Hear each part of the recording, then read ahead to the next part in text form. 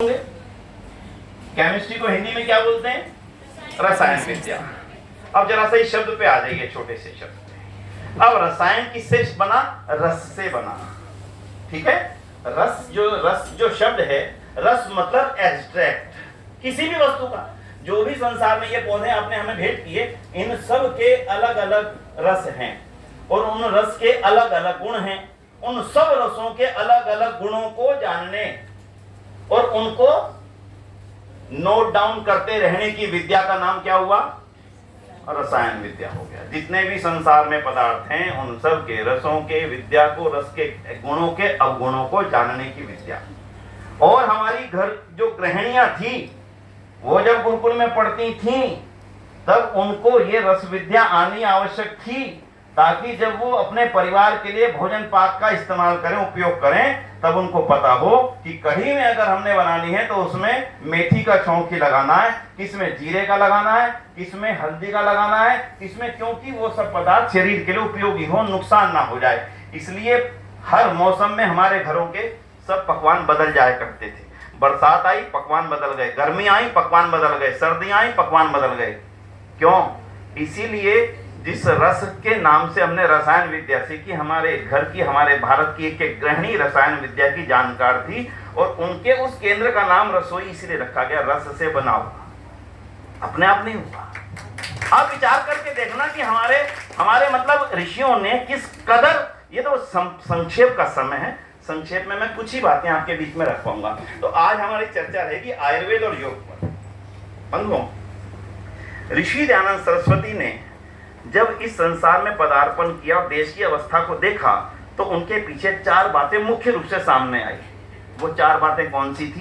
पहली बात, हमारे देश की विद्याओं को नष्ट कर दिया गया। आक्रांता आए, उन्होंने हमारे गौरव को देखा, वैभव को देखा, अरे इतना सोना इनके पास में, इनका सोना लूटो। इतना ज्ञान इनके पास में, इनके ऊपर तो कम अभी शासन कर ही नहीं पाएंगे, इनके विश्वविद्यालय तोड़ो। इतनी पुस्तकें इनके पास में, इनका ज्ञान तो कभी समाप्त हो ही नहीं पाएगा। इनकी अगली पीढ़ियां फिर ज्ञानवान हो जाएंगी, फिर ये अपने आप को दुनिया में बादशाह बना लेंगे। इनकी पुस्तकें जलाओ। सारी पुस्तकें जलाई गई, हमारे विश्वविद्यालय तोड़े गए, और बाद में अगर इनकी भाषा इनके हाथ में रह गई, अगर इनकी भाषा जीवित रह गई, जिस भाषा के मूल में ही ज्ञान है, यानी संस्कृत, ध्यान दीजिएगा, आप जिस भाषा को पढ़ रहे हैं वो दुनिया की वो भाषा है जिसके अर्थों को जानने के लिए कभी दुनिया की किसी डिक्शनरी की आवश्यकता नहीं पड़ सकती। शब्द अपने आप में ही अर्थ का बयान कर रहा है। मैं कई बार इस बात को कहता हूं, दुनिया के वो देश जो आज के डेट में ये माना जाता है कि सारी दुनिया का ज्ञान विज्ञान सारा यूरोप में समाहित है, जर्मनी में है, फ्रांस में है, लंदन में है, उन देशों के अंदर विद्वानों को केवल इसलिए मार दिया गया, वो पृथ्वी को क्या कह रहे थे? वो चपटी है, फ्लैट है।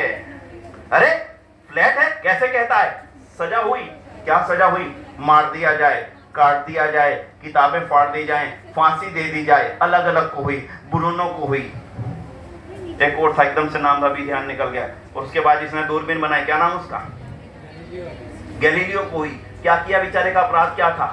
केवल इतना, उसने घोषणा की कि मैंने सब कुछ देख लिया, पृथ्वी तो गोल है, चपटी नहीं है, और सूर्य इसके चारों ओर चक्कर नहीं लगाता, ये सूर्य के चारों ओर। हमारे अनपढ़ भारत में, हमारे यहां कभी ये विवाद पैदा ही नहीं हुआ। क्यों? हमारे एक शब्द में उसकी पूरी व्याख्या लिखी थी, और वो शब्द है भू गोल।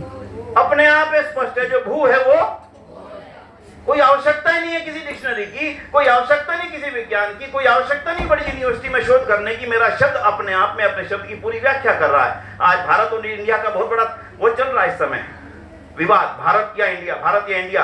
अरे भारत ही है। क्यों भारत है? हमारे संस्कृत के बड़े बड़े विद्वान बैठे, मैं संस्कृत का विद्वान नहीं हुई, मेरा दुर्भाग्य है। जितना जान सका, जितना पढ़ सका, उसके आधार पर बोलता हूं। ज्ञान और विज्ञान को देने का जहां आधार है, यानी जहां से ज्ञान और विज्ञान सारी दुनिया में प्रकाशित होता है, भारत हमेशा ज्ञान को देने में जो स्थान रत रहता है, बात समझ रहे हैं? ज्ञान को देने में जो स्थान रत रहता है, उस स्थान को क्या बोलते हैं? हाँ, और आपके विश्वविद्यालय, आपके महाविद्यालय का नाम है उसी से बना। यानी ज्ञान को देने का स्थान अपने आप में भारत की व्याख्या कर रहा है ये शब्द, कहीं जाने की जरूरत नहीं। भारत क्या है?